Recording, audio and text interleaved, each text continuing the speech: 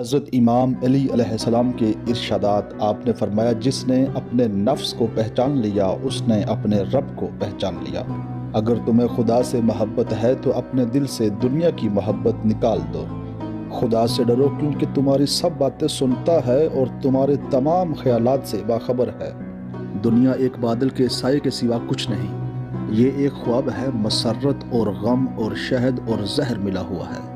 دنیا ایک مکان ہے جو عقوبتوں سے گھرا ہے اور جس کے گرد خیانتوں کا ڈھیر ہے۔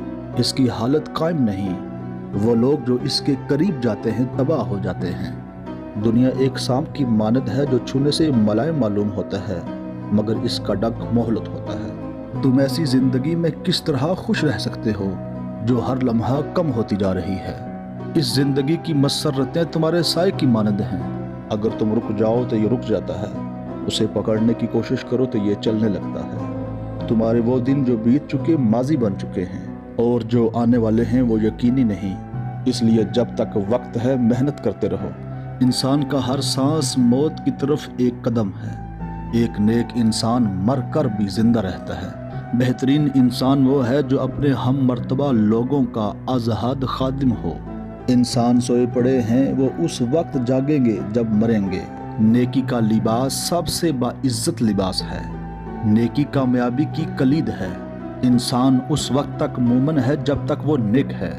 کتابیں علماء کے باغات ہیں۔ عالم موت کے بعد بھی زندہ رہتا ہے، جاہل زندگی میں مر جاتا ہے۔ علم حاصل کرو، اگر تم امیر ہو تو یہ تمہیں سوار دے گا، اگر تم غریب ہو تو یہ تمہیں غذا مہیا کرے گا۔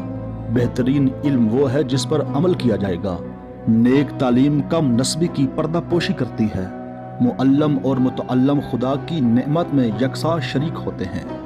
قلب دانائی کا منبع ہے، کان اس کے معاون ہیں۔ ایک دانا کا فرض ہے کہ اپنے سے بڑوں کی اطاعت کرے، اپنے ہم مرتبہ لوگوں کی عزت کرے اور کم مرتبہ لوگوں کے ساتھ انصاف کرے۔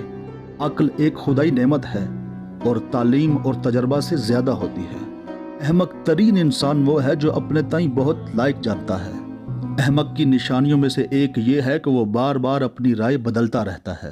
اپنی زبان سے ڈرو، یہ ایک ایسا تیر ہے جو نشانہ پر نہیں لگتا۔